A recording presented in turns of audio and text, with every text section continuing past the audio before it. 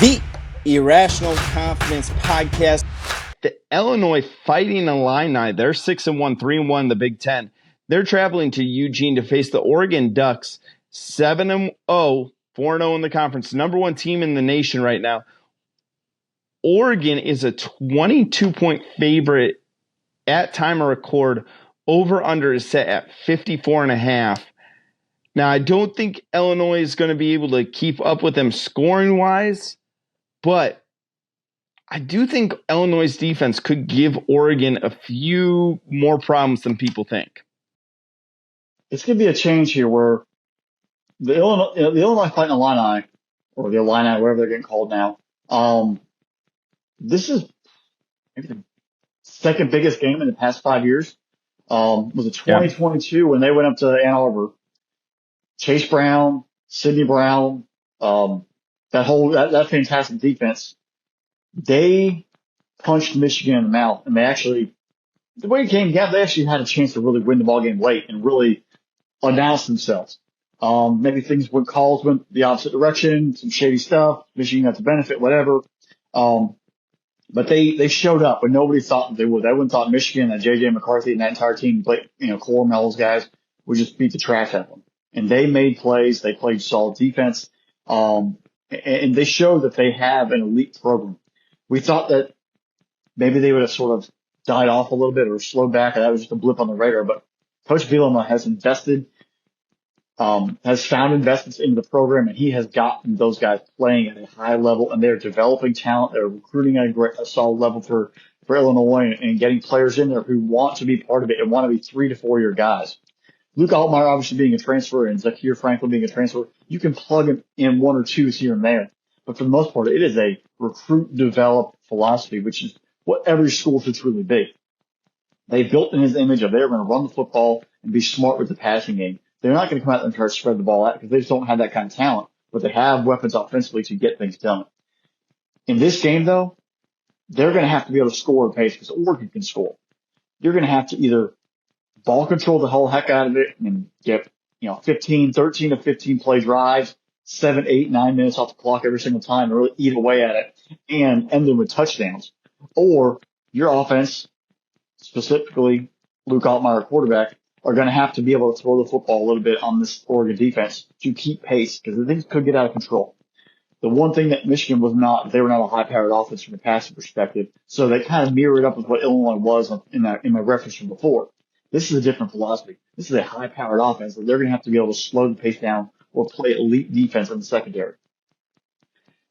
It's also a referendum on Illinois' football program. If you can go into Oregon and stand up right now, all right, you're a legit top 25 team. Because I think people still have a question to are they actually legit 25?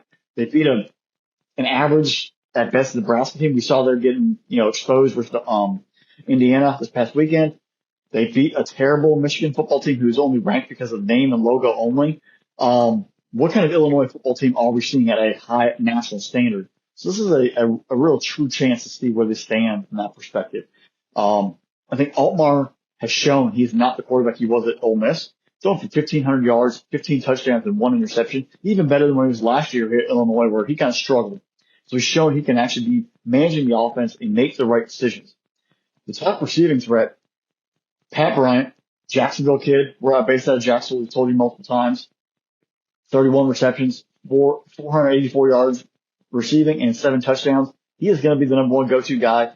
Zakai Franklin is another solid receiver. Came up from was that actually at Ole Miss last year. Another playmakers on the edge that help expand this offense for Illinois. The offensive line is going to have to really maintain discipline and attack because that Oregon front is pretty strong. The other side, we know what Oregon is, everyone. We've seen them play. They are Dylan Gabriel. They have Tez Johnson, Evan Stewart, Jordan James. This team is solid from top to bottom. They're number one in the country for a reason. They beat a very, very good football team up there in Ohio State by 1 or 2 points. You have to be almost a near perfect football team to be able to take them down. So this is going to be a big test for Illinois, but also Oregon. Is this where we get the sleepy look ahead? You went to Purdue, you took care of business, you beat the trash out of Purdue, but Purdue, they're not a very good football team. is Illinois being ranked catching your attention, or are you going to overlook them thinking, well, we don't have to worry about them. Let's keep our sights set on later down because we're basically in the Big Ten title game. We're basically looking to lock up a top four seed in the playoff. Um, how seriously does Coach Dan Lanning and this Oregon Duck team take the Illinois Illini in this ballgame? I'm going to say Oregon shows up.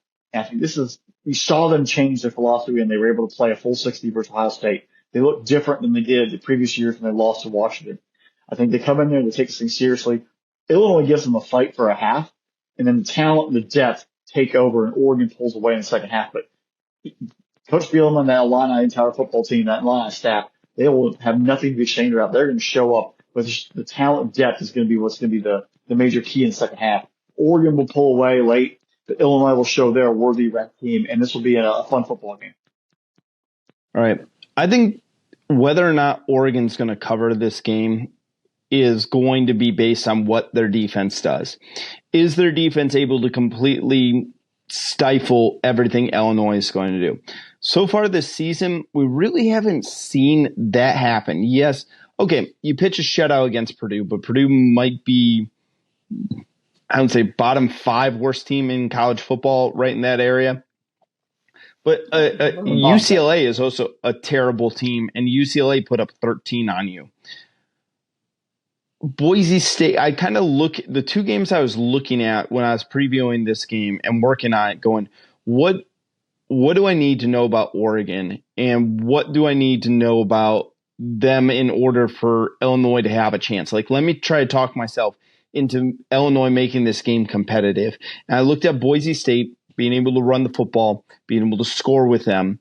They've made some adjustments on defense. That game was early on in the season, week 2. I know that it's a different team now. But then I looked at a few weeks ago when Michigan State went to Eugene. Now, Oregon wins 31-10. But Michigan State stuck with them. They're down 21-0 at half. But late in the game, Michigan State was able to put some points on the board. I think Michigan State's got a little bit better defense than people give credit for. And I think Illinois has a little bit better defense than Michigan State does. I think that Oregon's going to win this game. It's going to be like a 2-touchdown, 17-point win in this one. Illinois is going to play ball control. Luke Altmaier has seen a lot. I think he's going to be able to handle some of the changes that Dan Lanning's going to throw at him. I'm not going to say that Illinois is going to win this game. I think I'd probably, if I'm getting 22, that's over 3 touchdowns. I'll take Illinois in the 22. I think 21, that's right at the mark where I'd be like, not so much. But I like Illinois to kind of keep this close and people to go, okay, Illinois is a really good football team. I think they're respectable. They're a name that when we're looking at resumes, you're like, oh, you beat Illinois or, you lost to Illinois or what have you. They're a really good football team there. They're going to walk out of Eugene with their head held high. I know we hate saying the good loss type of thing, but this is one of those things where you say, hey, we're competitive with Oregon for a game. It might help us on the recruiting trail. Yeah, if Illinois is going to be in this ballgame, if they're going to have a chance to pull off an upset or keep it close, running back Caden Fagan's going to have a ball game. He's the leading rusher for the Illini, 67 carries, only 306 yards and 3 touchdowns. That doesn't really, for having a beefy offensive line and a run-first mentality, you kind of want something more. So he's going to have to get himself going, and they're going to have to be able to block. If he's having a successful day, Illinois is probably in a good shape. Right. And I think the other thing with Illinois, they got to be looking to be able to recruit stronger in the metropolitan Chicago area. It's a nice bed for football talent. There's a lot of really good football players that come out of the Chicago area. Oregon's going to recruit nationally. Illinois is going to still be a regional recruiter, but if they could really start to lock down the Chicago area, it could be big for them. This could be a game that goes a long way for that. Yeah, this is another one of those program, like I said, program referendums. Like, where are you at? Where are you truly at in the landscape?